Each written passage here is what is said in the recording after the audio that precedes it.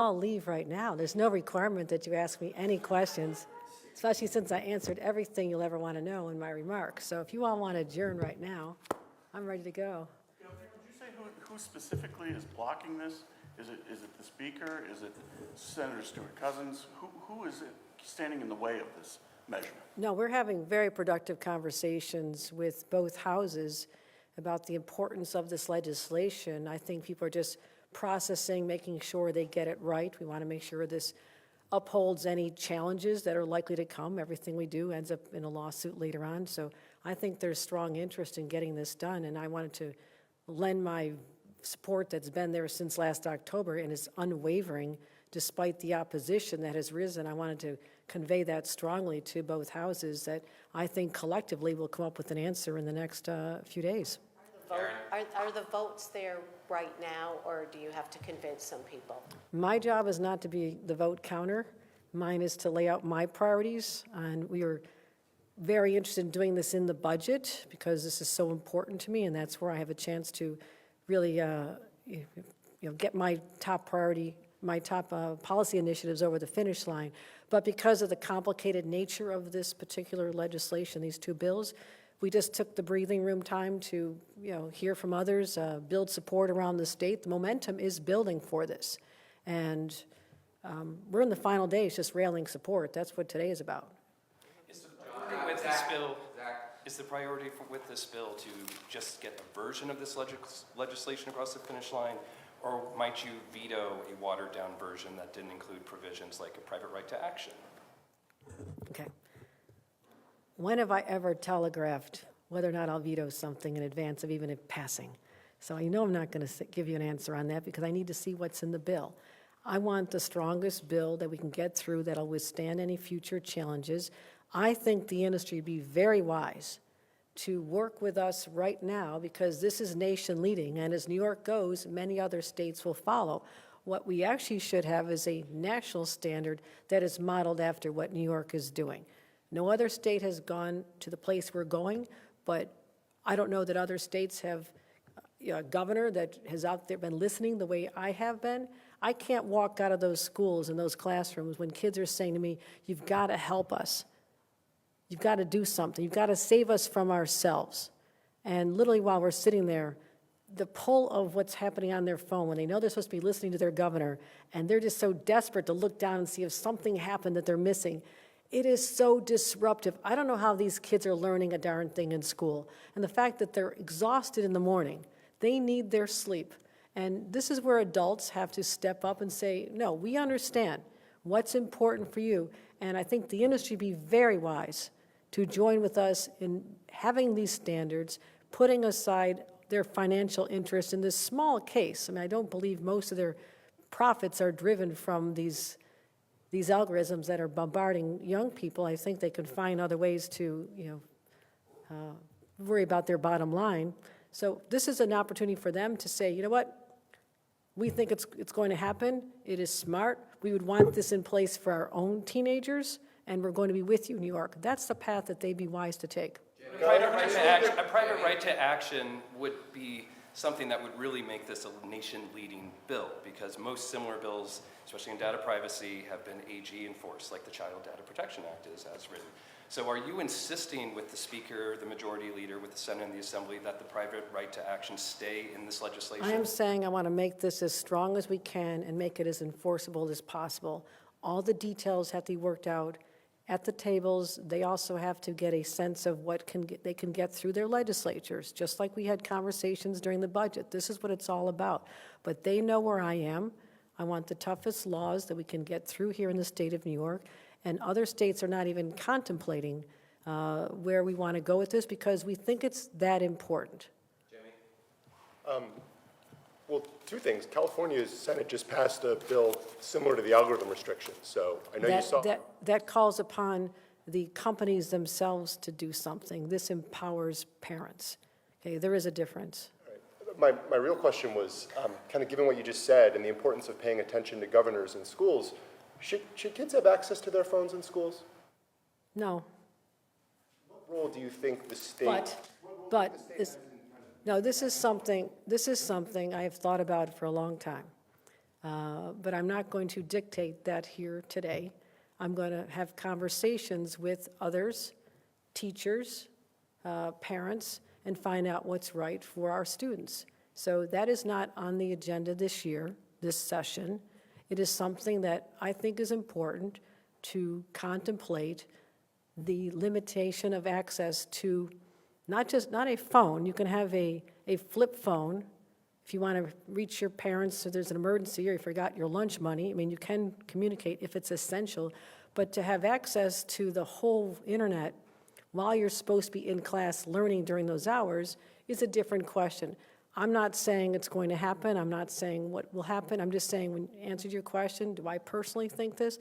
I do not want my kids to have, my granddaughter to have a phone in school, because I don't think it takes the focus off what the reason is they're sitting in school, and that is to learn. All right, Elise in the back. Governor, can you share a little bit of your reaction to the Court of Appeals decision that came down about abortion and health Hold on, insurance? we just do a couple more on topics. Does anybody have an on topic, Grace? And then I'll get back. Governor, you mentioned expecting legislation on this, you expecting litigation on this legislation if and when it passes. I've spoken with a number of First Amendment experts who have some real concerns about if New York's legislation is to triumph in court, what kind of downstream effects that could have for the First Amendment, particularly if we are looking, down the barrel of another Trump presidency. I'm wondering what you would say to those people with those concerns and how you sort of see this interacting with the First Amendment. I've been a strong protector of the First Amendment here in the state of New York, but it does have its limitations, and we're talking about the protection of children's health, their mental health, where the data shows that these destructive algorithms, which are targeted to bombard these young people and capture their personal data, I don't believe that ventures into that space. I mean, whose First Amendment rights are being violated with respect to saying this information, you don't ask for it. The nature of an algorithm is it comes unsolicited to you. That does not mean that your right to be able to access information is not there. If you want information, you should be able to get it. But this is unintended, unwelcomed bombardment of information. So I only mention litigation because everything we do ends up in litigation, so there's nothing unique about this. I'm not saying they would have a strong case even. I'm just saying that the nature of passing laws in the state of New York is somebody sues the next day. We're very successful in winning as well. Governor, my colleague mentioned at the start, he asked you who is standing in the way of this bill, and I don't believe you answered the question. You said there's been a rise of opposition lately, so I want to ask you again, can you tell us who in power is opposing this bill from becoming law? I'm just going by what's been reported in the press about the individuals who, the companies that are mounting and have been mounting a campaign, expending considerable dollars. I'm standing with parents, I'm standing with teachers, I'm standing with the majority of New Yorkers and saying, we think something has to change now. So not individuals, but the industry. Any legislative opposition at all to this? I'm working with people that are going to help get this over the finish line. There's always opposition in whatever we do. They're over here, I'm here. On the subject of protecting children, earlier today there was a group here in the Capitol rallying in support of a bill that would require clergy to be mandated reporters when they're aware of abuse in churches. Is that something that you would support? Does that sound like a bill that you would sign into law if it came across your desk? Again, if it passes both legislatures, I will give my answer at that time. Obviously, I believe that all children should be protected without a doubt. We need to protect our children any way possible. All right, let's move to off topics. If you have not asked it to, Elise. Governor, what is the reaction to the Court of Appeals ruling that came out a few days ago about abortion being covered by employees' health insurance? Some people say they're expecting this case to then possibly go to the Supreme Court. Do you think it would end up going that far, and what's your reaction to it? Don't know that it'll go to the Supreme Court. I believe that the New York State Court of Appeals addressed this the proper way, that individuals should not be limited from rights that have been conferred on them in the state of New York, which is to have your employer cover all medical services, including reproductive. An employer can't pick and choose which state laws they want to follow, which state regulations they want to follow. So I think it was the proper result. Nick? Governor, I'm wondering what your reaction to some elections that we're seeing across the country where progressive Democrats have lost to considered to be more moderate Democrats.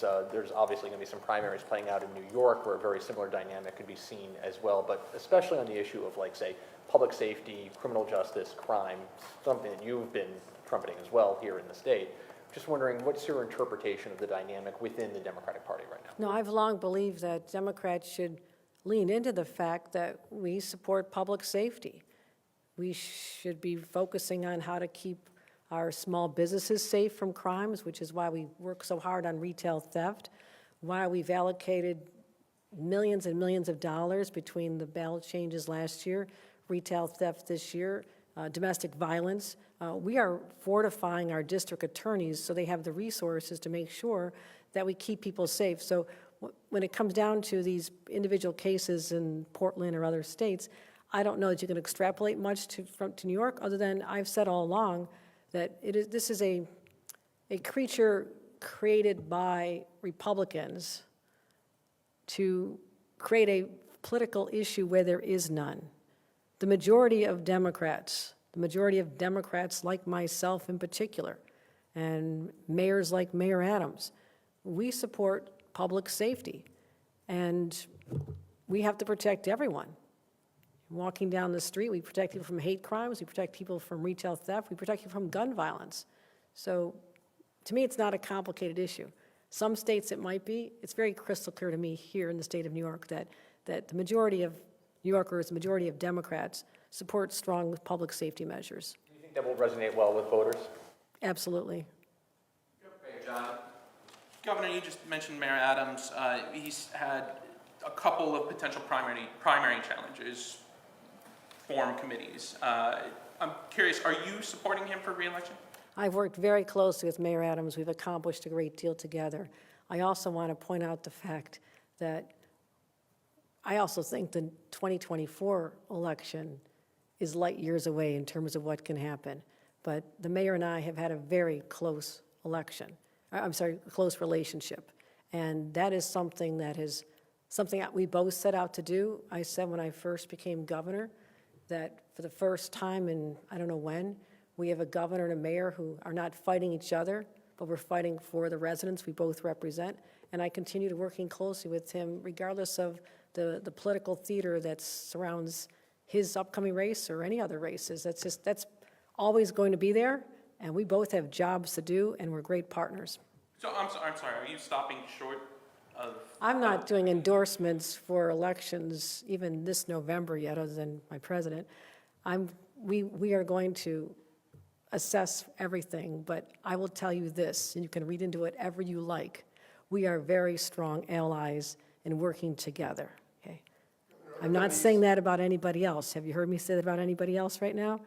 Read into it all you want, but I'm not doing endorsements for an election that is a year and a half away. I never have, never will. But we have a strong working relationship, and people want us to just focus on what's important to them and not get caught up in the political ambitions of others. Governor, Last one, how much did your trip to Italy and Ireland cost New York taxpayers?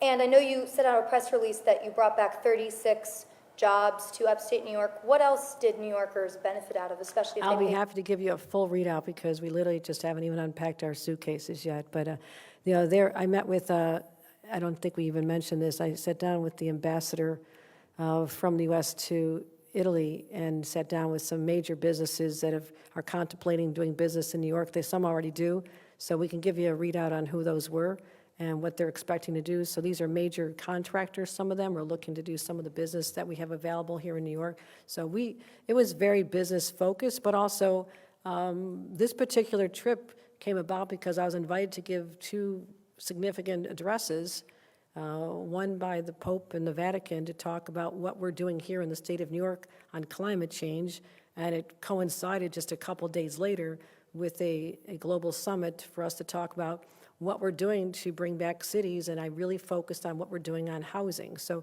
those two were the pull of the event, but also gave me a chance to meet business leaders in Ireland. Ireland is has been a major, major tech hub, and they wanted to know about what opportunities lie for them with semiconductors. The $50 million announcement that I spoke about, a company in Niagara Falls. I spoke to the CEO. They want to do more, so this is just the start. But that's going to help Micron because they're making component parts. So to me, I'm trying to create this ecosystem of support for what we're doing in AI and also semiconductors. So you won't see the results today, but I'll get you the cost. As soon as we add up all the costs of the trip, I'll be happy to get that out.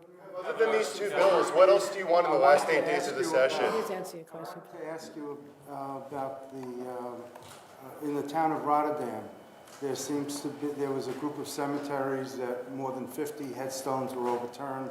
There doesn't seem to be anything in the law or, in the budget that allows for the repayment or repair to upright these headstones. And I was just wondering about what your thoughts are about, the anti-Semitism that goes on. I would certainly say that the community should be helpful, number one. Number two, that vandalism in the pursuit of displaying animosity or hatred toward a protected group constitutes hate crime, and vandalism of taking down gravestones is vandalism that makes that standard, and I want to make sure that that's defined. As you know, we added how many hate crimes to the law this year?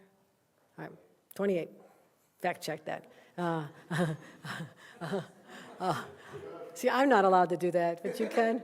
No, so I think that is an act of anti-Semitism when it occurs intentionally in one cemetery, or if it was a place where people of other religions or ethnicities, an argument could be made. I'm not saying it's prima facie, I'm saying an argument could be made that would constitute a hate crime, and there should be assistance provided.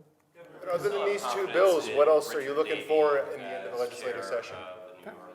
Other than these two bills, what are your other priorities for the end of the, or anything you want to get before lawmakers go home? No, we've been working close with them, but if history repeats itself, I will have, I'm praying not the case, but 500 bills dropped on my desk in the final week, adding up to over 1,000. So we are able to talk about our highest priorities. If we had not been so successful in the budget, I'd have a longer list that I'm trying to get through at the end here, but issues like mayoral control, people thought we'd be fighting that out right now. They thought we'd still be fighting over the retail theft, got that done. Thought we'd be still fighting over housing, got that done. So, in terms of what I laid out as my vision for the state and my state address, we have a major, list of accomplishments. So right now it's having our imprint on other bills that are being developed, so they have a higher chance of being signed as opposed to vetoed. This is what, where my staff is very involved in saying, if you really want this to happen, we won't go for it in that form, but if you want us to not veto it, this is what we suggest, or we let them know that there's areas that we're very favorable to. But that's down more at the micro level. I'd say we really accomplished so much during the budget, leaving this issue only today out there is the major one we want to get over the finish line, which is why we're rallying parents and students and educators all over the state on this. All right. Should Richard Davies stay on as New York City Transit president? Let me get back to you on that. All right, thank you. All right, thank you, everybody.